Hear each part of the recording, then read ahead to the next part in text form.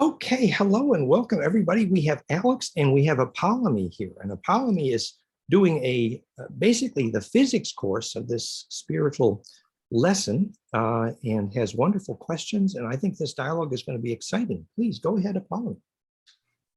So I basically wanted to talk about some of the physics because you said that my knowledge might be informational to quite a bit of people out there, especially for those who really don't know a whole lot about meditation or any of the science behind how meditation and abilities work.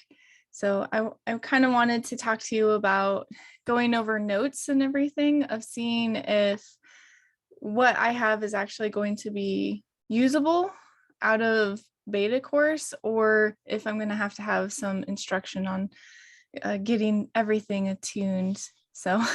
And I forgot to really thank Alex again for making these introductions and setting this up. Thank you, Alex. And thank you.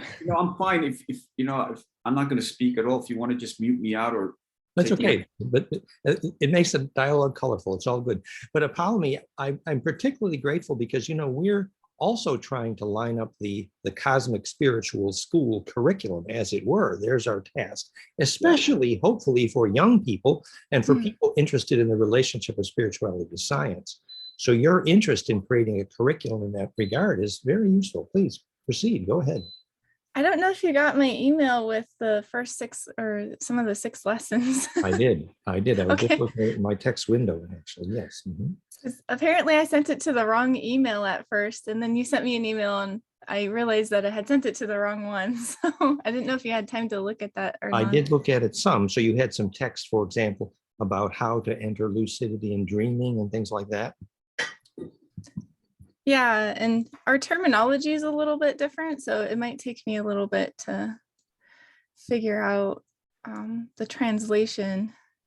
Just because, like, I try to be in the lessons. I try to be as unknowledged as possible for the students, especially if they're just coming into this and they have no knowledge or information or reading about any of it. So I basically walk people through the lessons, and you have to take them as kind of just a puzzle piece, as I said in the curriculum, because it can be very overwhelming and very confusing if you try to cram it all together for things that even experienced people, because technically I'm teaching what they call meta quantum physics, and I know that's a big scary word to most people. But I'm also teaching them elements that a lot of humans don't know either, and that they haven't quite figured out yet. And just explain for people listening here. So Apollymi has outlined a curriculum, year 1, lesson 1, managing stress and emotions, meditation part 1, energy, electromagnetic fields, shape and dimension, the sound of color, emotions, the power of thought, vibrations of emotions and thought, meditation part 2, brains of the mind and heart, visualization part 1, the power of will, the science behind grounding. Gives you some idea of the things that Apollymi is trying to teach here. Please go ahead. Go ahead. Yes. Oh, and so I don't know which lessons that you've looked at, but it can be quite scientifical, which can confuse a lot of people. They're like, how does this have anything to do with spirituality or learning my abilities? But in the grand scheme of things, I'm teaching quantum physics to the point where you learn how to control everything, not just by the feel way, which is more spirituality way, where someone kind of explains how to do something, but you don't have the science behind it. Just be like, relax your body if you're meditating and clear your mind, but no one's actually going in and stating, the science behind meditation and how it affects your body and your brainwave frequency. So I do a bit of both. I've gotten a lot of feedback from my students of, I need both ways. I can't just be logical. I have to have a feeling way too, because that's a lot of humans work better with the feeling way, and then a lot of people who have more of a logical brain work better on the scientific way. But they're both equally important because you have to have both to do the ascension. So, and maybe we could try to just pick out some of the high points here and see if we can add some to the physics of spirituality. For example, you go through proton and neutron and particles, which is fine and great and helpful, and what electromagnetic field is. But for example, when you get to the point of what is prana in year 1, lesson 3, energy. Now there's a subject that, we might finally have some electrical engineering to, you talk about prana in terms of the Greek term. Yes. And you relate that to ESP and astral travel and entities relating to prana. But I mean, I've always prided myself now thinking, could we explain these things to my electrical engineering class? And electrical engineers don't often talk about what is prana, do they? No, not really. So, for example, now we would say that prana has to do with the circulation of living plasma, actually. And that would then be definable, that the plasma or the aura around the body, technically cold plasma, so that isn't heat that's making that weak charge field circulate, but it's certainly measurable. So living plasma is something we've been dealing with for a long time now, for example, Therify. And so that may give some substance to this term prana, which up until now has not had a role in an electrical engineering class. And I'm glad that it finally is, because it's still very important to know everything, Yeah.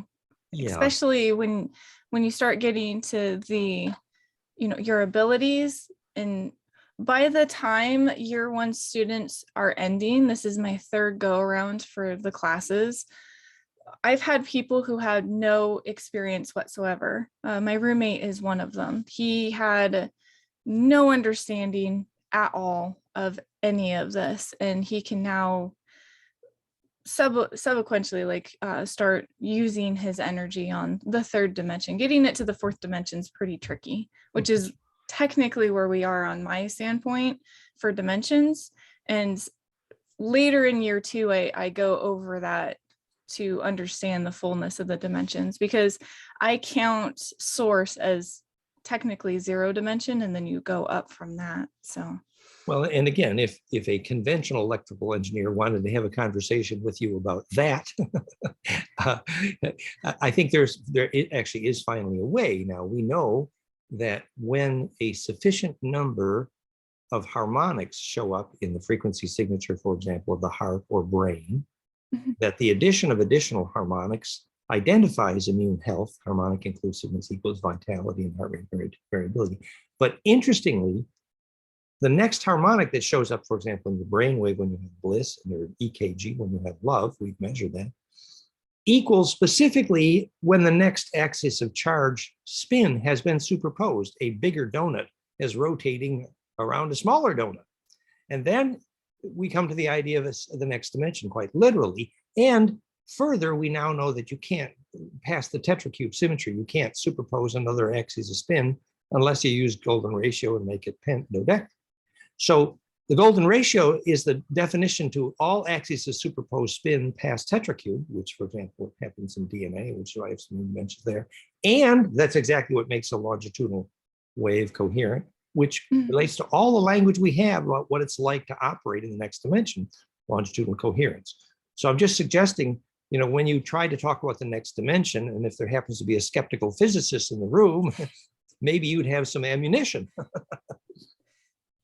that would be great. So for year 1, I had everything so advanced. I've had to break it down 3 times to a simpler form for some of my students. And year 2 is like a whole new ball game, because now that they should understand the very basics of everything, and at the end it will all tie together. Not just for making an energy ball, because that's the actual, I gave you lesson, I was like 24 or 22, which is the final lesson of energy manipulation. Yes, no, and I think we should get there. First, one quick question. Are we going to be able to offer a link with this film so people can look at your curriculum? My curriculum is still in beta form, but if anyone actually wants to come into the class, my class is on Discord.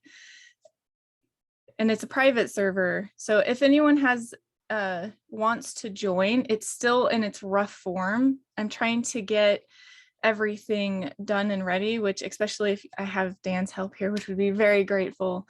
I would actually like to be able to not only start the school, but possibly in the future get this published for book 1 for year 1.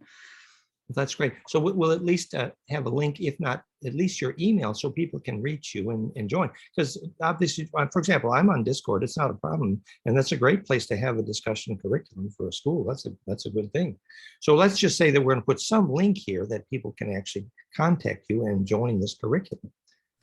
You guys can contact me at galaxyofunity@gmail.com, and for the title, put school, like interest in school, or some form of that. So I know that you're not wanting like an interview or anything like that. So galaxyofunity@gmail.com. That's Apollymi's email if you're further interested in this curriculum. Great. And then going back, I wanted to say, and I was going to maybe try to make comments in such a way that elements of your curriculum were more comfortable for electrical engineers. And in that regard, specifically in that section where you deal with the sound of color, I think it's wonderful to have that conversation. And specifically, modern physics is now ready for that conversation, since, for example, sonic holograms, I want you to know, are often now used commercially to modulate optical holograms. Hello, for example, in non-destructive testing of X-rays and welding. So it is well known that a coherent sonic hologram can modulate an optical hologram, even though there may be many octaves of wavelength difference. So in that sense, the sound of color is real, and it's literally the same continuum where, of course, the sonic hologram is more longitudinally coherent than the optical, but still, the color does have a sound in that. Yes. The frequency ratio of sound to color is not only coherent, but the sonic hologram actually modulates the optical. And then just in that section that you mentioned, energy manipulation class, if I may make a humble suggestion. Oh, yes. Supposing you're in an electrical engineering class with a few skeptical physicists in the room, and you're telling them, here, you can manipulate energy with your mind. And supposing they don't believe you, let's see if we might review what would be the core physics by which you would explain how the mind can steer energy. How would a physicist deal with that question? Do you have a comment? Well, it depends on how advanced the physicist is. Not every physicist knows ET science, such as yourself. I feel like you're very knowledgeable in ET science, quite well, which is great. For a normal physicist, who hasn't achieved such knowledge or education, it could be hard for them, because one of the base things about this is your willpower and your consciousness being the prime gravity point. Yes. So perfect. But so supposing then, that's exactly the point. In fact, that is the point.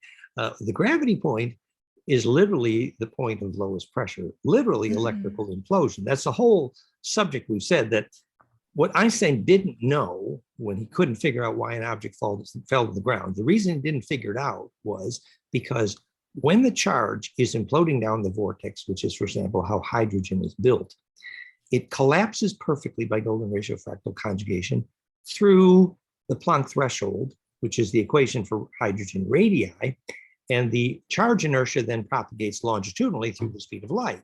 And so the fact that there's a way out for charge when charge collapse is perfected is the reason gravity exists now. So that's new information. But now the reason mind exists, remember that gravity exists because there is a low pressure point at the Planck threshold where that charge can propagate longitudinally, which is called a gravity wave, Tom Bearden's equations. Now mind is a quite similar plasma vortex. That's the new information, meaning we now know clearly peak perception, which is literally peak mindfulness, happens when you have golden ratio in your brain waves, because again, your brain is imploding charge down a low frequency vortex. And kids who see without their eyes see through a vortex of charge inside their head, literally a tornado, a little black hole, and that's an eyeball. And that's why vision exists, because of that implosion, same way. So what is it about mind that can actually steer a tornado? It's actually simple. Mind has the ability to make the low pressure point. And if you understand anything about tornadoes, there is no meteorologist who would disagree that if you could steer the low pressure point, you are steering the tornado. Well, that's exactly the physics of a plasma charged tornado, which is the physics of why you see you have vision, and the physics of mind. So you could begin your conversation about telling people how you steer energy with your attention by explaining how the creation of that low pressure point is literally why that not just a tornado is moved to orient around the low, but actually the plasma vortex tornado called mass. And it doesn't seem to have distance. Well, see, that's the other thing most physicists have only grappled with recently was action at a distance. So the technical term is longitudinal interferometry, that the longitudinal compressional wave, as it's propagating through the speed of light, golden ratio multiple times the speed of light, it seems per Raymond Chow's measurements, that when those compression waves cross at a distance at a series of nodes in an array, fractal dodeca, that at the compression node, sometimes called sacred sites, the inertia is again interchanged with the transverse up and down electromagnetics, which is heat containing. And so that's how you can create a flame with your mind at a distance, as Ingo Swann did in the laboratory, using flameinmind.com, actually the brainwave harmonics of golden ratio. Meaning that once you learn how to propagate this coherent longitudinal wave, you can inhabit, become centripetal in a much larger array named increasing consciousness. And your leverage then to act at a distance is the fact that the remote nodes in that array will respond to the leverage of the low pressure point you apply in the center of that fractal array. So the physics of action at a distance is the beginning, is implied once you understand how mindfulness inhabits an array. Right. And the dimensions that you're manipulating as well, because I get this question asked so much. How can someone know what you're thinking telepathically from 10 billion light years away? And that is because your thoughts travel on a different dimension than most. It's actually at a lower dimension, so it travels further and faster. And again, astral traveling, or who was the gentleman who literally astral traveled to another planet and had sand between his toes? Yeah, that's Jean-Charles Moyen. Yes, exactly. He would be using his point of gravity to go there first, open the wormhole, and then go through for astral traveling if he was there physically. So it depends on what dimension that you're affecting. and again, if there was a conventional physicist listening to you, they would find that language unhelpful. That is, no, in terms of, well, my mind was just in another dimension. See, the conventional physicist finds that language unhelpful until they understand exactly how that portal was opened for the lucid dream or Stargate, and what propagated down that wormhole. Specifically, now in conventional physics, they're comfortable now talking what they call entanglement perfected, which we now know that embedding perfected is the problem golden ratio phase conjugation solves. So they talk about entanglement making action at a distance down a Einstein-Rosen bridge. So a conventional physicist is ready for that one. So they're close. They're close to you. They're close to you. But all they need to understand, actually, when you said, how does telepathy work at such great distances, is to understand that the still points in the high pressures of that array, called the sacred space or the magnetic line cross points, the nodes or the stargates, where the longitudinal inertia is exchanging inertia with a transverse, where how DNA radio works and how the collective unconscious works and how ancestral memory works and how heaven works is that array. So once we understand the dynamics of that array and the superluminal components which is the longitudinal compression waves around that array, we begin to understand action at great distance, Yes. actually. And so conventional physics is going to catch up with you, dear. It's good. I hope so. I hope so, because a lot of this not only qualifies for helping people with their abilities, but our technology as well.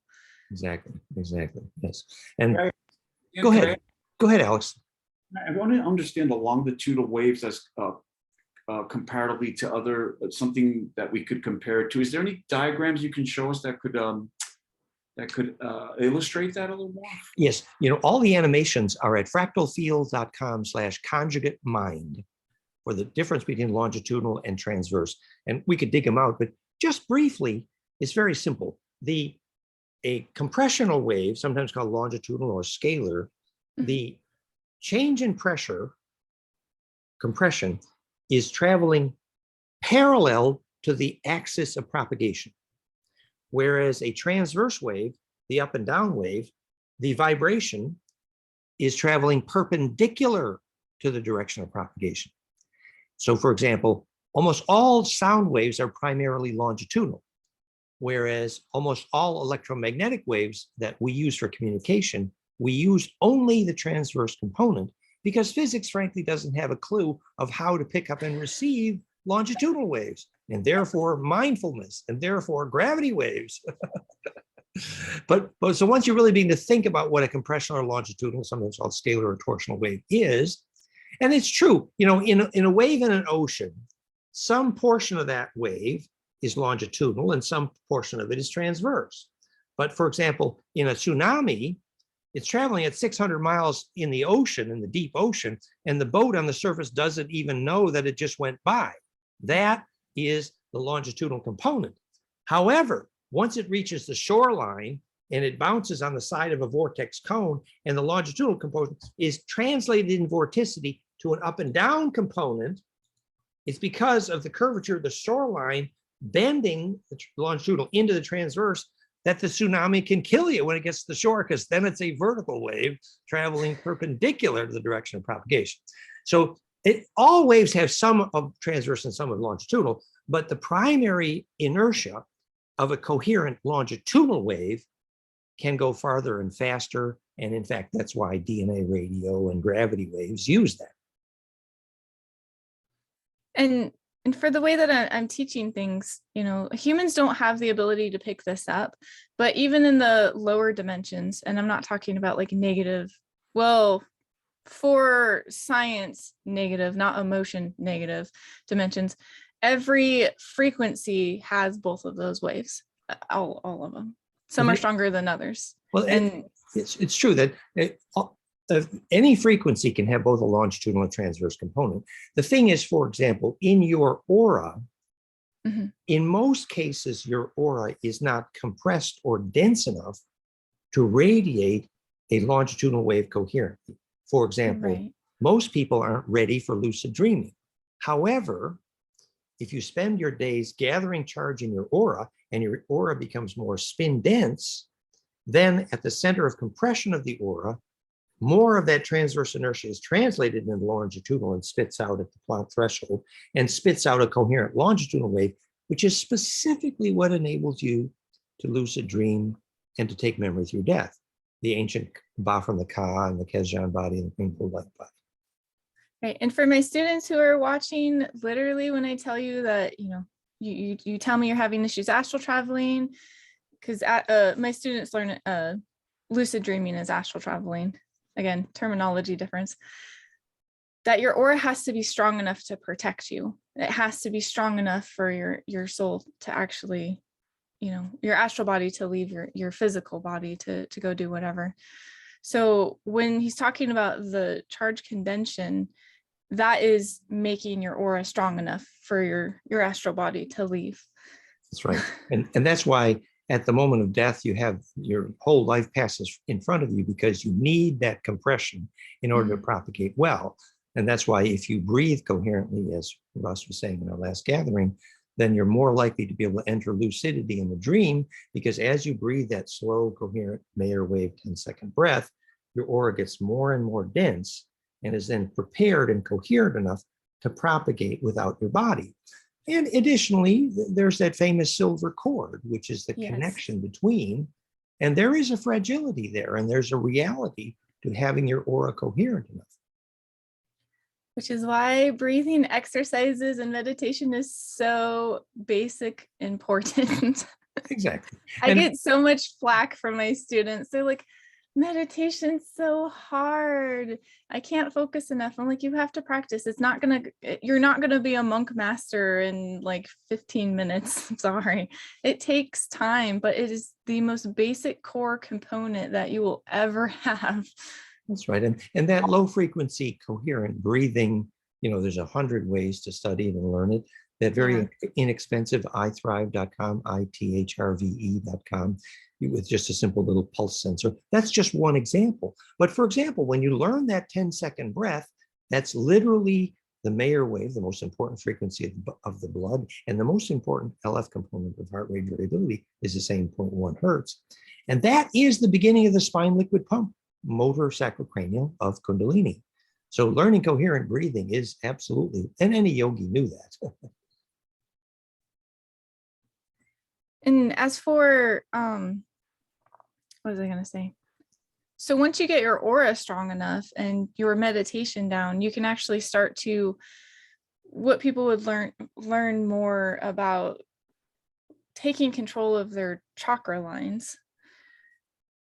And I actually go scientifically into explanation in some of my lessons of your physical chakra lines, which is actually certain neurological nodes in the body, and your astral chakra lines as well, and your ethereal chakra lines. Yes, and many biologists did not accept the classic religious conversations about chakras, but more recently in the literature, the relationship of the glands to chakras has been explored more systematically, and our programmer, Patrick Botti, iThrive.com, the app called iThrive Chakras, you can actually read in the literature where they published the low frequency correlations of which gland, which chakra correspond to which low frequency in the breath and which low frequency in a binaural beat can trigger those chakras. So much so that those low frequencies that trigger chakras in specific glands, we offer in that software, flameinmind.com, called Flame and Sound. And you can put that low frequency for a specific gland, for example, your heart, into the plasma, and you will feel it there.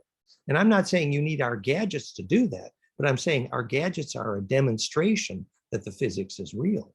I'm gonna have to check this website out for cross-referencing, because the gadgets you speak of would be absolutely phenomenal for teaching my students what frequency they should be trying to go for. I try to teach as much scientifically as possible.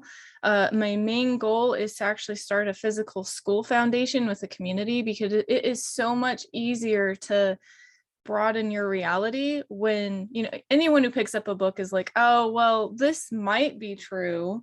But if you're in a society that can actually physically show you that it's real, your reality changes so much, because you are now physically interacting with things that should not exist in our culture, and where you can actually feel. I met my roommate at one of our jobs and I was like, hey, you want to see something cool? And I made an energy ball that was so dense it started creating an electromagnetic field, and he couldn't push his hand to mine at all.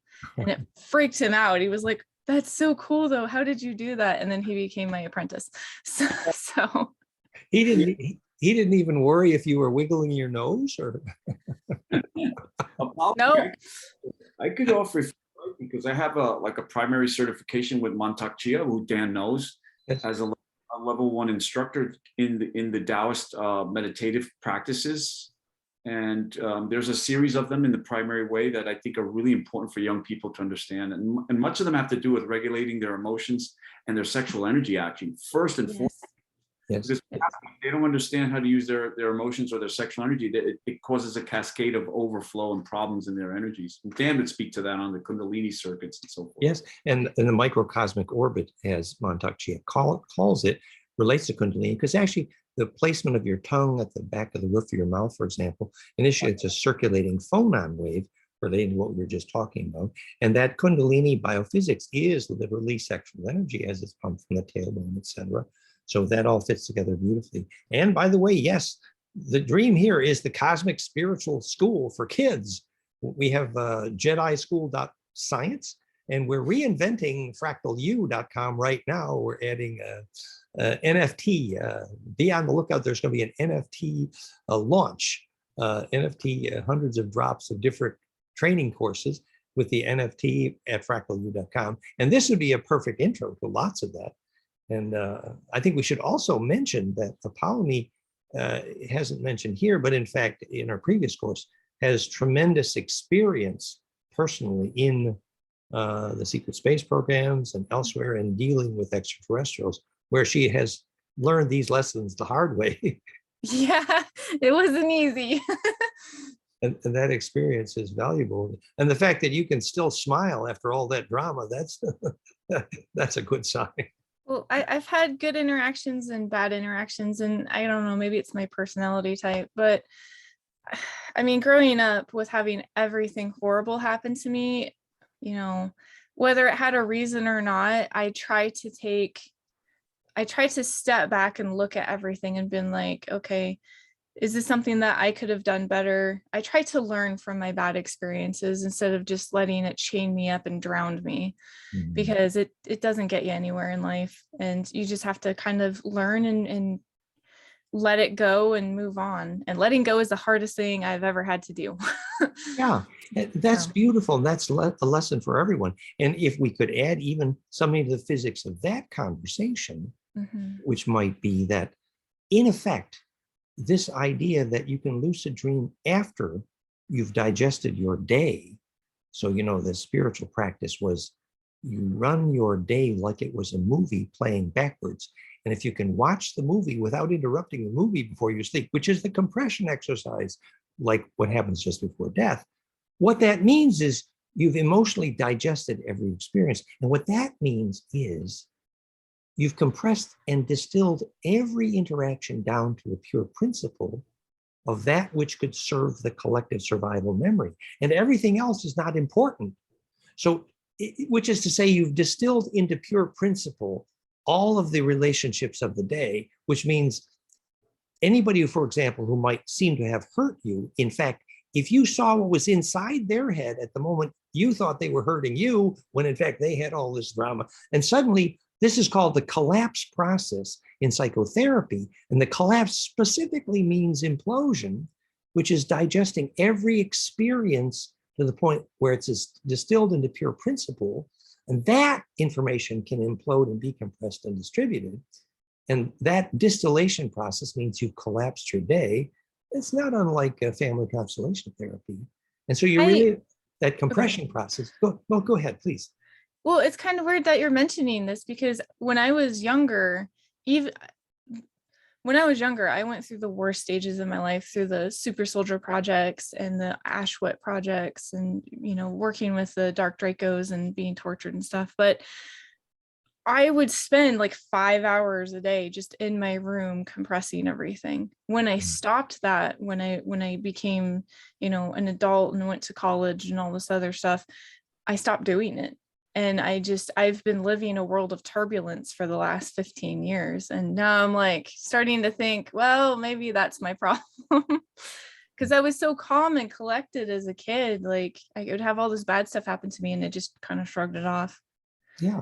And so that if you analyze or understood everyone's feeling at the moment someone was being hurt, and you got deep inside everyone's motives, and suddenly you understood everyone's motives. You know, the magical physics behind Shakespeare and the Shakespearean octahedral theater actually was the physics of consumed perspective. Suddenly, everyone was seeing everyone's emotions from every possible perspective. And when that collapsed into at once, you could feel for everyone at once what happened in the Shakespearean play. And that collapse process is called consumed perspective. So when you can feel everyone's feelings completely through, you've identified with the whole, and that's the distillation. And that memory passes into the implosion into the collective unconscious. Beautifully, it's been distilled into pure principle. No, I'm not laughing at you. I'm sorry. I just realized that a lot of the things that the ETs are trying to teach me were, because I keep thinking, you know, because I don't think about this. I'm like, you guys just aren't teaching me right, and I just don't understand this, because they're always saying it's my own, I'm not doing things correctly to understand the lessons that they're trying to teach me. And now I'm seeing the fault of my errors of not compressing, properly. I'm not compressing properly. I'm going halfway and then just bouncing out. And I'm not taking the time to view it in a fourth dimension spectrum. And there's a physiology to that. So gradually, as that compression goes to completion, it feels like a lightning in your heart, a presence in the center of a flower in your heart. And it feels like the lightning in Kundalini. That the psychological compression is charge compression. And when that becomes implosive, it's called bliss, because the implosion precedes radiance.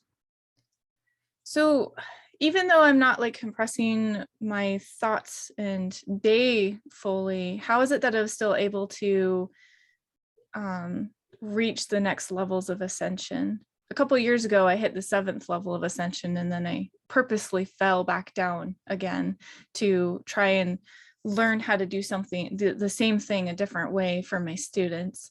And I know that sounds crazy, and it was probably the worst thing I've done, but I wanted to try a different way on learning how to get to the top level again, differently than I did last time. Did it feel like your aura was very large?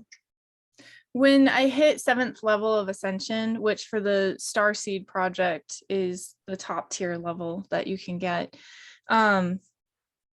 I apparently almost vibrated out of existence. I got to the point where I became see-through. I can phase. So especially on missions, we talked about phasing in one of the other ones, where my physical atoms become dispersed enough to where I can move through solid objects. I can't do it at will. It's like a reflex here in society, and I've done it here in society. I've had butter knives fall through my hands. I've had, when sparring, my brother and I were getting pretty intense because we do full contact sparring, and I actually phased through him, punching him, because he went to punch at me, and I was like, oh no, he's gonna hit me in the face. So I phased, and his hand went through me, and my hand went through his chest, and we just kind of passed through each other. He's like, don't ever do that again. That was the weirdest feeling. Anyway, I'm getting sidetracked. But well, and again, if a skeptical physicist was listening here, what you mean by phasing, and a physicist knows that the fact that matter interacts with other matter is phase discipline. If there's a slight shift in phase, that's called antimatter, for example. But we might give a practical example. Famously, our friend Ananda Bosman from Norway teaches what he calls the trinitization, which is basically you move your dantian, your solar plexus, and in the it's called caressing the facets of the diamond. So you make 6 perpendicular figure 8s with your belly button. So this figure 8 and then this figure 8. There's 3 double dorji, which are 6 figure 8s, and that is 6 figure 8 movements you can make. And if you do this, your ability to juggle and have proprioception and balance dramatically increases. Well then, and he learned this from my friend, it's called Akta Yoga, and you can find the Akta Yoga on our website. But then he did it with the solar plexus and the heart, and then the crown of his head. And I tried it once with the crown of my head, and I got so dizzy and blew away. I just was like really intense, and I didn't really. Point was, there are witnesses, multiple, who saw that after he did this exercise on stage in Norway, he physically disappeared. It's well known, actually, and that's an example of implosive phasing. And this is, don't try this at home, right? but we can understand now the physics. So introducing the physics of what a Stargate is, somebody disappeared down the phase conjugal portal into the array. This is real. Right. This is not woo-woo. So how, like, in what form did he disappear? Did he like disperse his molecular structure to the point where the human eyes could not perceive, or was he teleporting, or was he shielding? Because when I was a kid, I had this technique to where I could walk up to you, have a full conversation with you, and you would not remember me, nor would you remember seeing me. That's interesting, and there are subtleties to this for sure. In one level, I would say that if you wanted to try something like this, which is akin to trying to enter a Stargate, you're effectively taking your plasma and embedding it into an array to such an extent. For example, we know that Sai Baba actually did some bilocating, and we know something about the physics of bilocation. So, but being distributed in this array has definite risks, no question. Yes. And one thing to be aware of is, I wouldn't try this unless I was very sure of what array I was going to inhabit. In other words, I want to be sure I'm on a magnetic line, which ancestor memory is in that array, and a few other things. And could an example of that be the Philadelphia experiment?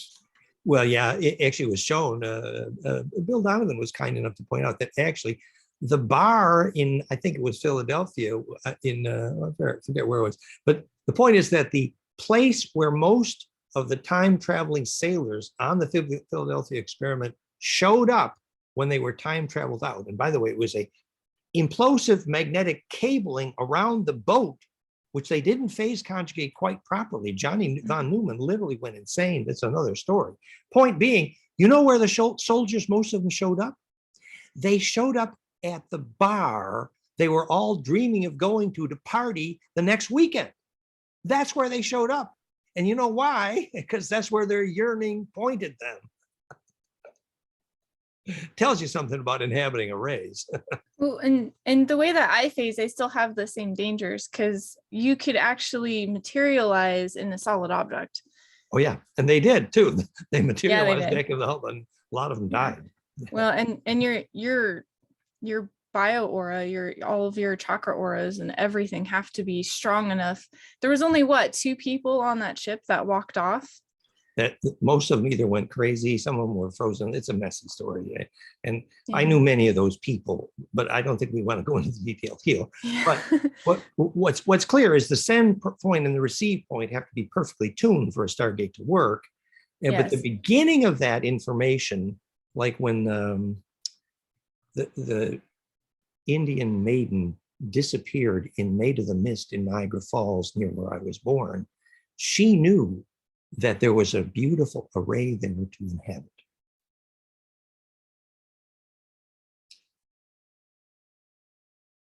Wait, so I was gonna ask something. Oh, for the Stargates, like there's kind of 2 ways to make the Stargates. I don't know if I sent you I think I was making an advanced version of explanation, because everything in the year 1 schooling, I had to dumb down so much of the knowledge that I know about the 2 ways to make the Stargate, which is the toroidal field. You have the vortexy going in one way and pushing out the other. And then you have I don't know what toy this was. It was a very simple toy where it was like filled with water, but it looked like a donut, but the donut was very long. And you have your vortexy going this way, and then it's on the very edge of the planes, you have the other one on the outside just going one way. Now, if you have a toroidal field for the Stargates, it'll throw you out, like you'll actually fly out, which is kind of a problem that we had early on in the Stargate for Area 51. When they'd throw us in, we would actually get tossed out. And then for some of the other ones where you have the round disc one, it actually makes the tube, and then you can actually step out with getting tossed out, because the prana flow is like this, not like this. Well, Does that make sense? The physics is, we know that the surface of the Stargate appears like a liquid for a reason. Yes. And that was not just the movie Stargate, but it's also in the big spherical bubbles of water which appeared in the Stargate portals of the ark. It looked like just like a sheer sheet of translucent plasma. Yes, thank you. A sheer sheet of translucent plasma is a very good description. And so if you were a physicist or electrical engineer needing to understand what's happening at that surface, as we discussed, the phase conjugate array, if it's coming to a sharp enough focus, will produce what's called the liquefication plane. And that's my term, which specifically is the point at which all the transverse inertia of your atoms are compressed and accelerated in phase, in synchrony, powerfully into the longitudinal array, which has a superluminal component, which is the wormhole, the Einstein-Rosen bridge, literally the Stargate. And the reason you might be spit out is if the foci were not coherent and centripetal enough at that center point. For example, in the movie Stargate, the letters of Ophanim Enochian, angel alphabet, were around and were turning around the Stargate. And we know now that they are simply the index to toroids, magnetic domains nested in hypercube symmetry, the alphabet physics of how angels get bodies, but also of how you steer plasma donuts into a phase conjugate liquefaction surface. So there's a lot of ways to think about it. Most physicists weren't ready to think about what really is a Stargate until we realized that something like Therify.net, who's steering plasma exactly to where pine cones kiss noses, replicably helps trigger lucid dreaming. And when we realized that lucid dreaming is simply a low amperage, low coherent Stargate, increase the coherence in the spectra. So now we can think very clearly about what a Stargate is. Yeah, and when I was studying sacred geometry, I really started to kind of understand the physics, because, you know, when you have, I'm very bad at terminology, just to let you guys know. I'm very bad at spitting out information, even though it's in my brain. So, because it's kind of hard, but so you know how in sacred geometry you have your sphere, and then you have the two spheres inside of that, and they're literally are touching. So you have the two spheres that are like, oh, like this. Like a vesica. Yeah, except for they're not crossed over yet. They're just like this. For me, when I was staring at that, I'm like, oh my God, this is literally to make not only the toroidal field, but the Stargate in general. You know, because you have that waypoint. And if you're, when you start to understand meta quantum physics, because you are working with not only, you know, what humans understand on this dimension, but at a smaller one. So far, they only understand all the way up to, you know, third dimension physics, and just a little bit of second dimension physics. But everything starts at 0 dimension, you know, where all the frequencies exist for the creation of this universe. And then you go to first dimension, which actually cuts down quite a bit. You know, you only have certain frequencies, which are your base frequencies. And then, you know, it starts reacting and condensing, making super sub, you know, element, or what's beyond an elementary particle. Well, subatomic zoo, for example. Yeah, and then you go to your elementary particles, and then you go to your subatomic particles, and then you go to the matter that you have here. Wow. So they don't have the technology. Humans do not have the technology that are not in the super advanced programs to understand and actually read these frequencies, you know, or understand how to manipulate them. And there was a core lesson in that sacred geometry. Many people started by visualizing 2 tetrahedrons rotating inside a cube, tetrahedral fire breath, even flower of life, and realized that tetracube, by visualizing that, your 2 knees and your top of your head and your tailbone make a tetra. So if you spin 2 tetra like that and you visualize, you're essentially incubating your body. And what they didn't realize was that was creating only square root of 2 octave harmonics, which are max destructive interference, which are perfect for crystallization, which is how you make ice, for example, and snowflakes. It's a witch putting a hex on you. The point was that there was a final step, which was to visualize that tetracube, tilted 32 degrees, and then you rotate that on the new axis of spin, and you blink 5 times, and that's a pent dodeca. So the hex became pent, and at that moment, there was implosion. And at that moment, parasites would be consumed in the fire, and not until. Unfortunately, you're not ready for that moment until you've compressed well, until you've shortened your emotions. Otherwise, they're going to explode.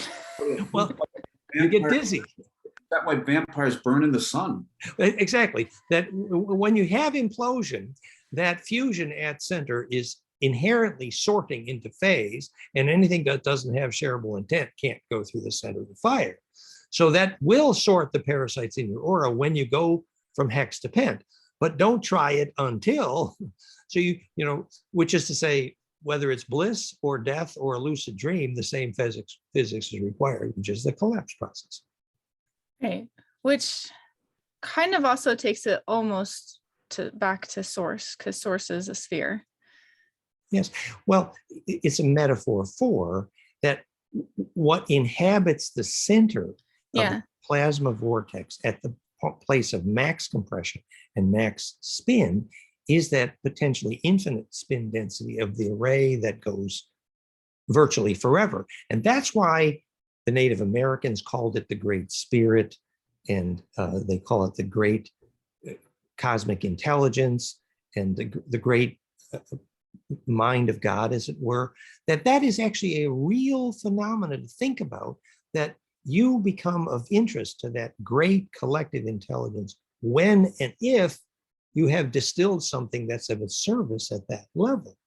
So it's very appropriate to recognize that you don't need a priest to introduce you to God. No, he lives there inside if you've got that fire.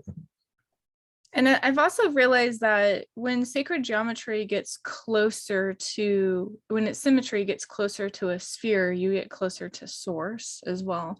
And it actually gives more tachyon, prana, plasma, whichever terminology you want. It actually produces more of that as well.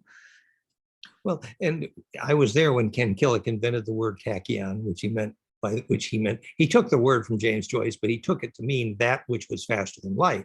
Now we know in physics that the component that goes faster than light is literally the longitudinal EMF component, which is why gravity waves travel measurably faster than light, because they bounce around in that array at golden ratio multiples times the speed of light into that array based on fractal.